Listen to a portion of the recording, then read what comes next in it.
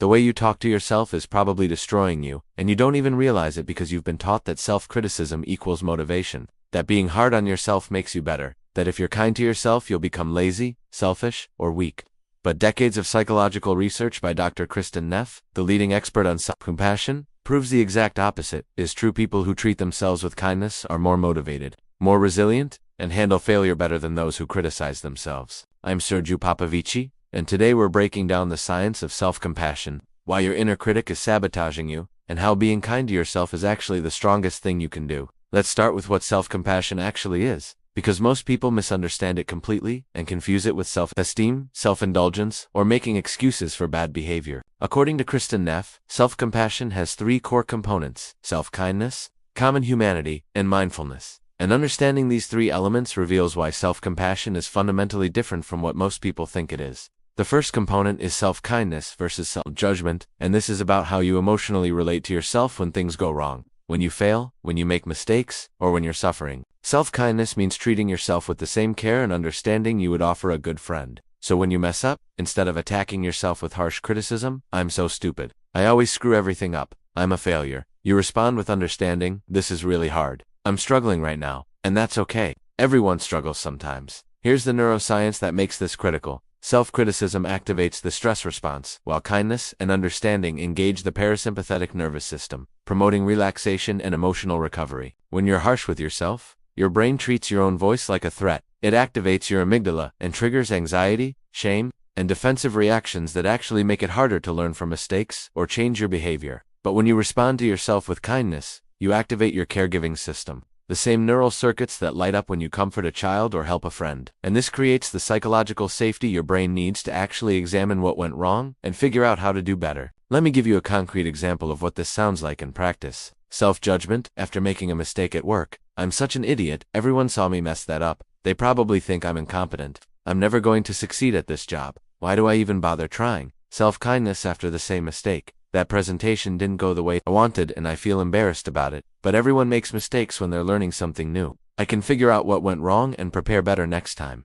This one mistake doesn't define my entire competence." Notice that self-kindness doesn't ignore the mistake or make excuses. It acknowledges what happened, but responds with support rather than attack. And this is what allows you to actually learn and improve instead of spiraling into shame and avoidance. The second component is common humanity versus isolation, and this addresses how you cognitively understand your relationship to others when you're suffering or failing. When you're in isolation mode, you believe that your struggles make you uniquely defective. "Everyone else has it together, except me. I'm the only one who feels this way. There must be something wrong with me specifically." Common humanity recognizes that all humans are flawed works in progress, that everyone fails, makes mistakes, and experiences hardship in life. So your suffering doesn't make you weird or broken or separate from others. It makes you exactly like everyone else, because struggle is part of the shared human experience. This might sound like a small cognitive shift, but it has profound psychological effects because isolation breeds shame when you believe you're the only one struggling. You hide your difficulties and feel defective. But common humanity helps us remember that pain is part of the shared human experience,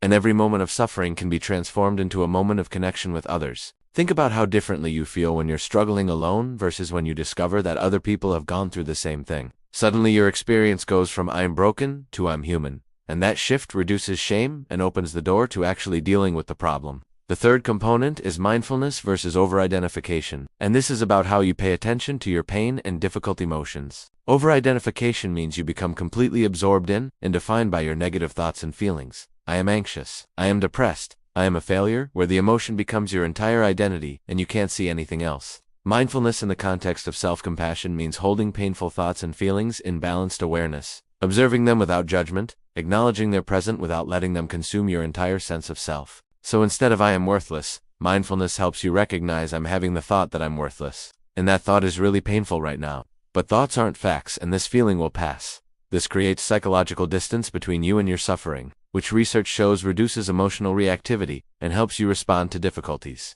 with greater self-awareness and equanimity, rather than being swept away by them. Now let's talk about why self-compassion works better than self-esteem, because this is where a lot of people get confused and assume that building self-esteem is the same thing as practicing self-compassion. But research shows they're fundamentally different. Self-esteem is about evaluating yourself positively, believing you're good, competent, worthy, better than average. And while high self-esteem feels good, it's fragile because it depends on external validation and comparative judgments. When things go well, when you succeed, when people praise you, your self-esteem is high. But when you fail, when you're criticized, when you compare yourself to others and come up short, your self-esteem crashes and you feel terrible.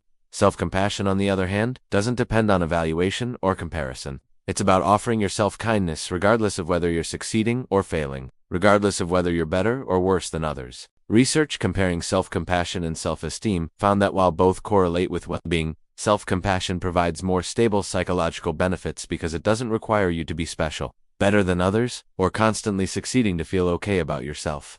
Self-compassionate people can acknowledge their failures and limitations without their entire sense of worth collapsing, because their kindness toward themselves isn't conditional on performance. And here's something that challenges a major cultural myth. Research dispels the idea that self-compassion makes you weak, lazy, or unmotivated. In fact, studies show exactly the opposite. Self-compassionate people are more motivated to improve because they're not paralyzed by fear of failure. They're more likely to try again after setbacks because they don't interpret failure as evidence that they're fundamentally defective. And they set higher personal standards because those standards come from genuine care for themselves, rather than fear of judgment. Think about how you motivate someone you care about. You don't scream at them that they're worthless until they succeed. You encourage them, you acknowledge their efforts, you help them learn from mistakes, and this approach actually works better than harsh criticism.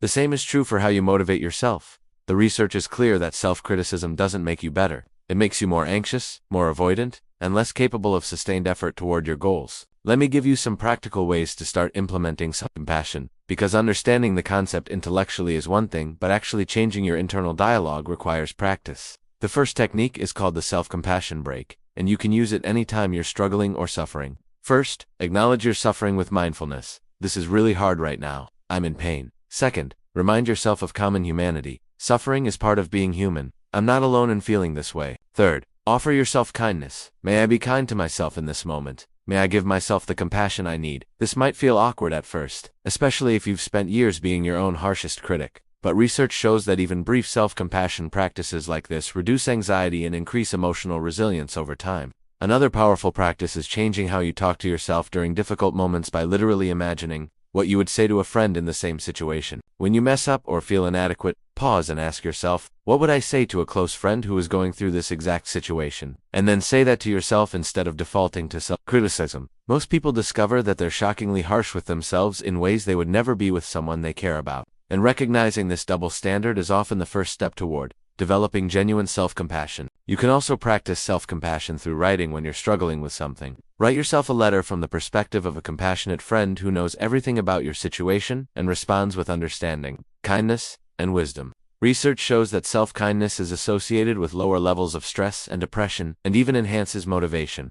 And the practice of writing compassionate letters to yourself helps retrain your automatic thought patterns away from criticism and toward support. Now I want to address something important about where your inner critic comes from, because understanding its origins helps explain why self-compassion feels so foreign to many people. For most people, the harsh voice of self-criticism was learned in childhood from parents, teachers, or other authority figures who used criticism as their primary motivational tool, or it developed as a defense mechanism against criticism from others. If you grew up with parents who were highly critical, your brain learned to criticize yourself first as a way to avoid the pain of external criticism. If I attack myself before anyone else can, maybe it will hurt less. Maybe I can prevent the criticism by catching my mistakes first. Or if love and acceptance were conditional on performance. You learned that your worth depends on achievement, and self-criticism became the internal voice, ensuring you never stop striving because stopping feels like losing your right to exist. The problem is that this protective mechanism that might have helped you survive a critical childhood environment becomes a prison in adulthood because you're no longer in that environment, but the voice remains, constantly attacking you even when there's no external threat. Self-compassion is about recognizing that you don't need that harsh voice anymore,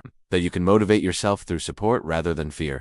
And that being kind to yourself doesn't mean becoming complacent. It means creating the conditions for genuine growth and healing. Thousands of research studies have shown that people who are more self-compassionate benefit in terms of their mental and physical health, with specific benefits including reduced anxiety and depression, greater emotional resilience, improved relationships, better physical health, and increased overall life satisfaction. And importantly, research shows that self-compassion can be learned. It's not a fixed trait you either have or don't have. It's a skill you can develop through practice. And interventions designed to increase self-compassion, such as mindful self-compassion programs, have been shown to produce lasting improvements in well-being. If you're watching this and recognizing that you've been incredibly harsh with yourself for years or decades, I want you to understand that developing self-compassion isn't about becoming someone different. It's about treating yourself the way you deserve to be treated, the way you would treat someone you love. The voice you use with yourself matters more than almost anything else in your psychological life, because it's the voice you hear constantly, every day, in every situation. And if that voice is constantly attacking you, you're living in an environment of chronic psychological abuse, even if the abuser is yourself.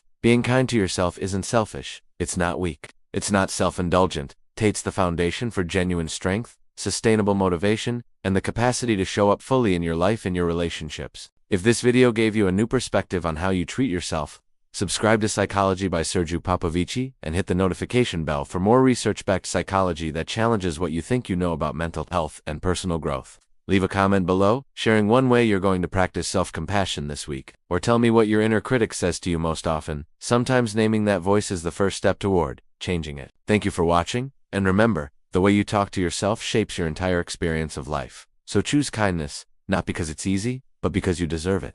I'll see you in the next one.